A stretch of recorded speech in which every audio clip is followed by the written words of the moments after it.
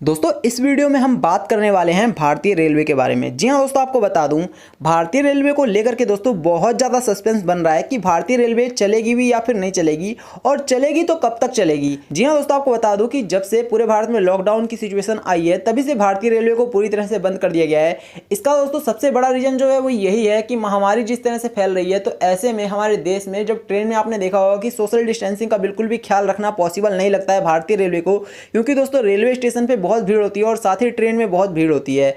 ऐसे में social distancing maintain करना बहुत मुश्किल काम है। इस वजह से दोस्तों भारतीय रेलवे को बंद कर दिया गया था, और भारतीय रेलवे के साथ साथ दोस्तों हवाई जहाज को भी बंद कर दिया गया था। लेकिन दोस्तों आपको बता दूं कि अब लोगों के सामने एक बहुत बड़ी मुसीबत आन खड़ी है कि दोस्तों आने वाले दिनों में किस तरह से भारतीय रेलवे चलेगी या फिर नहीं चलेगी।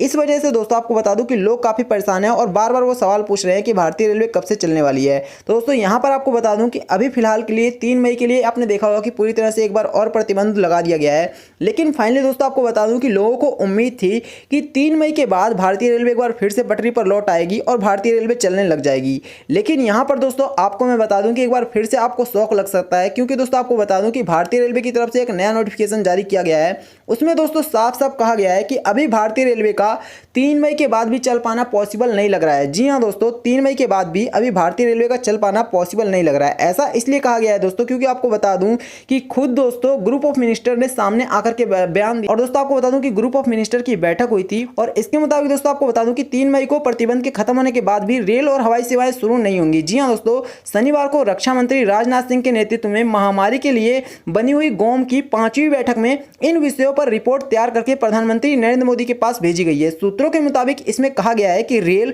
और हवाई सेवाएं 3 मई के बाद भी शुरू नहीं होंगी। ग्रुप ऑफ मिनिस्टर की बैठक में कहा गया है कि इस बारे में स्वास्थ्य मंत्रालय की राय और पीएम मोदी द्वारा हालातों के आकलन के बाद ही अंतिम फैसला लिया जाएगा। रिपोर्ट के मुताबिक ग्रुप ऑफ मिनिस्टर ऐसी स्थिति में यात्री ट्रेनें सेवाएं शुरू करने के पक्ष में नहीं है। मंत्रियों का मानना है कि रेलगाड़ियों में सोशल डिस्टेंसिंग का कड़ाई से पालन संभव नहीं है। सूत्रों के मुताबिक एयर इंडिया और प्राइवेट एयरलाइंस को 3 मई के बाद भी बुकिंग न करने को कहा गया है। बता दें कि इससे पहले ही नागरिक उड्डयन मंत्रालय ने यह बात स्पष्ट कर दी है कि अभी तक घरेलू या फिर अंतर्राष्ट्रीय हवाई परिचालन खोलने पर कोई निर्णय नहीं लिया गया है।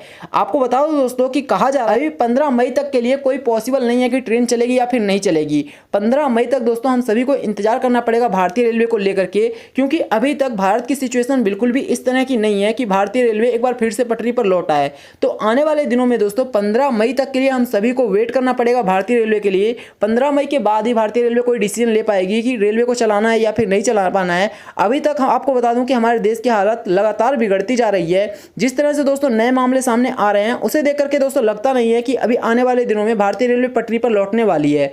तो आपको दोस्तों अभी थोड़ा वेट करने की जरूरत है, क्योंकि दोस्तों लगातार हालात बिगड़ रहे हैं। पीएम मोदी के बाद ही, पीएम मोदी से पूछने के बाद ही दोस्तों भारतीय रेलवे कोई निर्णय लेगा। जब पीएम मोदी पूरी तरह से प्रतिबंध हटा देंगे उसके बाद नया डिसीजन आएगा और फिर भारतीय रेलवे आएगी। तो जैसे ही भारतीय रेलवे को लेकर के कोई भी नया अपडेट आएगा तो हम आपको तुरंत बताएंगे। इसलिए हमारे चैनल को सब्सक्राइब कर लें, वीडियो को लाइक करके और लोगों के साथ भी शेयर करना। धन्यवाद।